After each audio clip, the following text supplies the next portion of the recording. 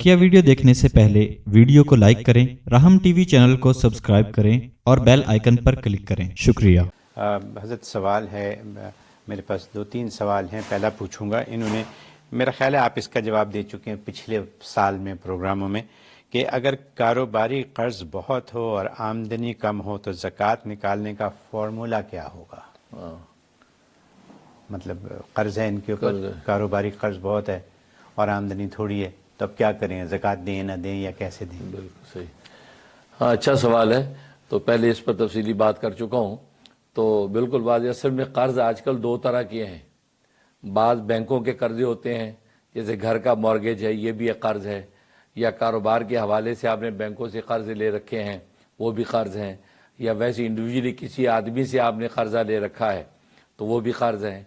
तो इसमें ये उसूल याद रखें, क्योंकि अगर इस कर्ज के मामले को आम रख दिया जाए कि जितने भी कर्ज हैं सब माइनस करें, माइनस करने के बाद जो बचे उसकी ज़कात दें, तो फिर वो हमारे उस्ताद मोहतरम हज़रत मौलाना जो मुफ्ती मोहम्मद तकी उस्मानी साहब दामद बरकातुहुल आलिया, अल्लाह तबारक व तआला उनको ये उम्र खिज़र नसीब फरमाया, उनका फैज़ान जारी और सारी रहे।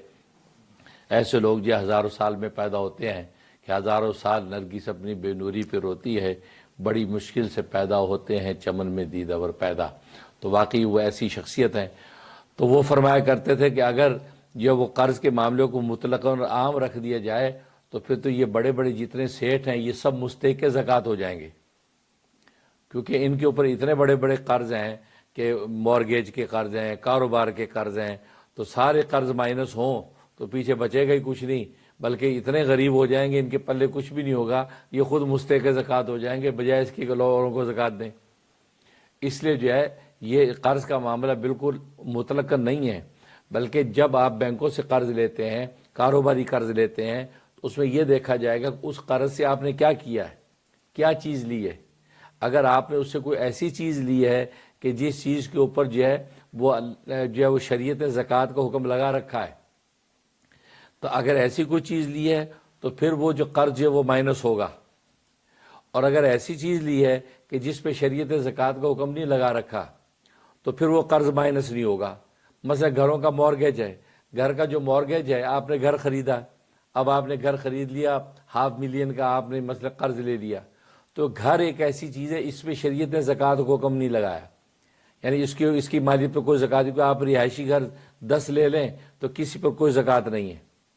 तो ये ज़कात को हुक्म जब नहीं लगा इस मॉर्गेज वाले घर पे, इसका मतलब वो जो कर्ज इसका मॉर्गेज का $500,000 का वो माइनस नहीं होगा। ठीक। और अगर आपने कोई ऐसी चीज़ ली है कि जिस पे शरीयत ऑलरेडी ज़कात को हुक्म लगाती है, जब हुक्म लगाती है तो फिर वो कर्ज माइनस होगा। मसलन आपकी गाड़ियों का शोरूम है, अब आपने 50 गाड़ियाँ जो है शोरूम के अंदर बेचने के लिए रखी हुई हैं, आप वो कर्ज बैंक से लिया और आपने 50 गाड़ी शोरूम में रख दी। अब ये शोरूम में जो गाड़ियां पड़ी ये माल तिजारत है, माल तिजारत की मालियत पे शरीयत ने ज़कात को हुक्म लगाया हुआ है कि ये 50 गाड़ियों की जो मार्केट वैल्यू होगी उतने के ऊपर आपका जो है 2.5% आपके ऊपर ज़कात आएगी। तो माल तिजारत की चूँकि ज़कात को हुक्म है, लिहाजा वो जो कर्ज है वो कर्ज माइनस होगा। तो शरीयत को कि एक तरफ से आपको छूट दी है, दूसरी तरफ से आपको पकड़ा है। अगर ऐसा आम कर दिया जाएगा तो फिर सारे कर्जे माइनस होंगे, तो उसका नतीजा क्या होगा कि कोई भी ज़कात अदा करने वाला मिलेगा नहीं।